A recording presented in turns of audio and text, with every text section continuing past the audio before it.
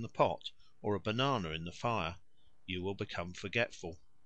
The Galelareese are also of opinion that if a woman were to consume two bananas growing from a single head, she would give birth to twins. The Guarani Indians of South America thought that a woman would become a mother of twins if she ate a double grain of millet. In Vedic times a curious application of this principle supplied a charm by which a banished prince might be restored to his kingdom. He had to eat food cooked on a fire which was fed with wood which had grown out of the stump of a tree which had been cut down. The recuperative power manifested by such a tree would in due course be communicated through the fire to the food, and so to the prince, who ate the food which was cooked on the fire which was fed with the wood which grew out of the tree. The Sundanese think that if a house is built of the wood of thorny trees, the life of the people who dwell in that house will likewise be thorny and full of trouble. There is a fruitful branch of homoeopathic magic which works by means of the dead. For just as the dead can neither see nor hear nor speak, so you may, on homoeopathic principles, render people blind, deaf, and dumb by the use of dead men's bones or anything else that is tainted by the infection of death. Thus amongst the Galelareese, when a young man goes a wooing at night, he takes a little earth from a grave and strews it on the roof of his sweetheart's house, just above the place where her parents sleep. This, he fancies, will prevent them from waking while he converses with his beloved, since the earth from the grave will make them sleep as sound as the dead. Burglars in all ages and many lands have been patrons of this species of magic, which is very useful to them in the exercise of their profession. Thus a South Slavonian housebreaker sometimes begins operations by throwing a dead man's bone over the house, saying, with pungent sarcasm, "As this bone may waken, so may these people waken." After that not a soul in the house can keep his or her eyes open. Similarly in Java the burglar takes earth from a grave and sprinkles it round the house which he intends to rob. This throws the inmates into a deep sleep. With the same intention a Hindoo will strew ashes from a pyre at the door of the house. Indians of Peru scatter the dust of dead men's bones, and Ruthenian burglars remove the marrow from a human shin bone, pour tallow into it, and having kindled the tallow, march thrice round the house with this candle burning, which causes the inmates to sleep a death-like sleep. Or the Ruthenian will make a flute out of a human leg bone and play upon it, whereupon all persons within hearing are overcome with drowsiness. The Indians of Mexico employed for this maleficent purpose the left forearm of a woman who had died in giving birth to her first child, but the arm had to be stolen. With it they beat the ground before they entered the house which they designed to plunder. This caused every one in the house to lose all power of speech and motion. They were as dead, hearing and seeing everything, but perfectly powerless. Some of them, however, really slept and even snored. In Europe similar properties were ascribed to the hand of glory, which was the dried and pickled hand of a man who had been hanged. If a candle made of the fat of a malefactor who had also died on the gallows was lighted and placed in the hand of glory as in a candlestick, it rendered motionless all persons to whom it was presented. They could not stir a finger any more than if they were dead. Sometimes the dead man's hand is itself the candle, or rather a bunch of candles, all its withered fingers being set on fire.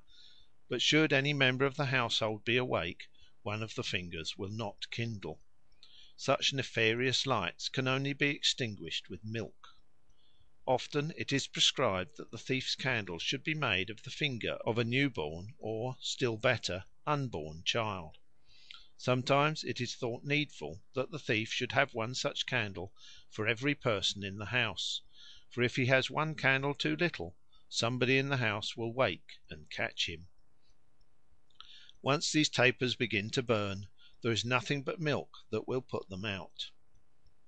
In the 17th century robbers used to murder pregnant women in order thus to extract candles from their wombs.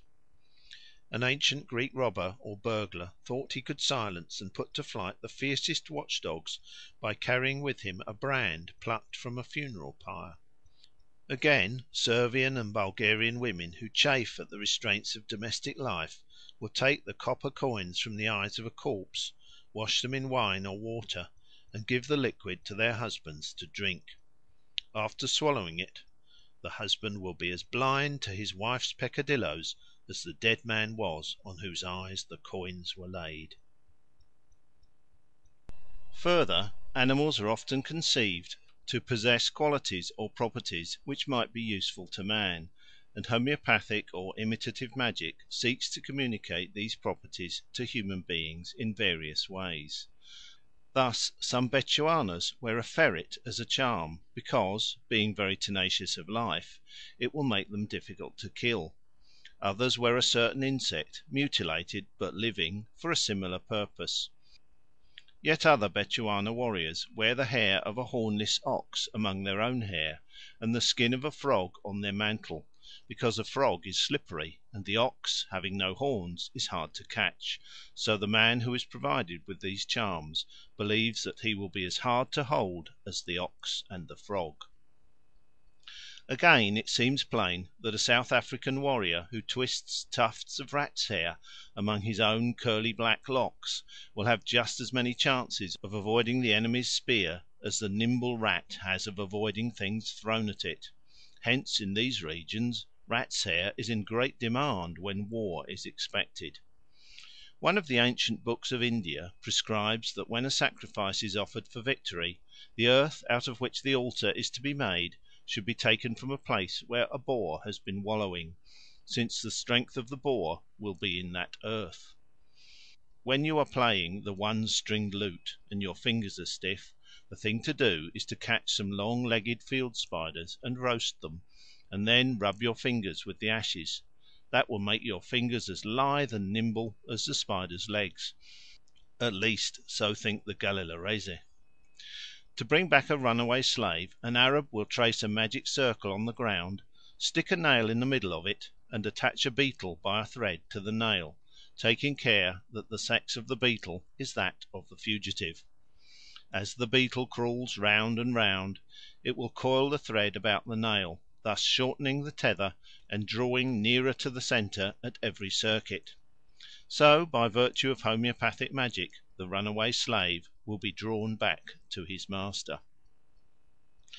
Among the western tribes of British New Guinea, a man who has killed a snake will burn it and smear his legs with the ashes when he goes into the forest, for no snake will bite him for some days afterwards. If a South Slavonian has a mind to pilfer and steal at market, he has nothing to do but to burn a blind cat, and then throw a pinch of its ashes over the person with whom he is higgling. After that he can take what he likes from the booth, and the owner will not be a bit the wiser, having become as blind as the deceased cat with whose ashes he has been sprinkled. The thief may even ask boldly, "Did I pay for it?" and the deluded huckster will reply, "Why, certainly." Equally simple and effectual is the expedient adopted by the natives of Central Australia who desire to cultivate their beards. They prick the chin all over with a pointed bone, and then stroke it carefully with a magic stick or stone, which represents a kind of rat that has very long whiskers.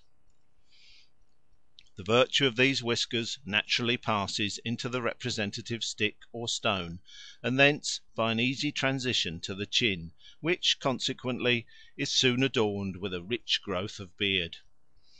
The ancient Greeks thought that to eat the flesh of the wakeful nightingale would prevent a man from sleeping, that to smear the eyes of a blear-sighted person with the gall of an eagle would give him the eagle's vision, and that a raven's eggs would restore the blackness of the raven to silvery hair. Only the person who adopted this last mode of concealing the ravages of time had to be most careful to keep his mouth full of oil at the time he applied the eggs to his venerable locks, else his teeth as well as his hair would be dyed raven black, and no amount of scrubbing and scouring would avail to whiten them again.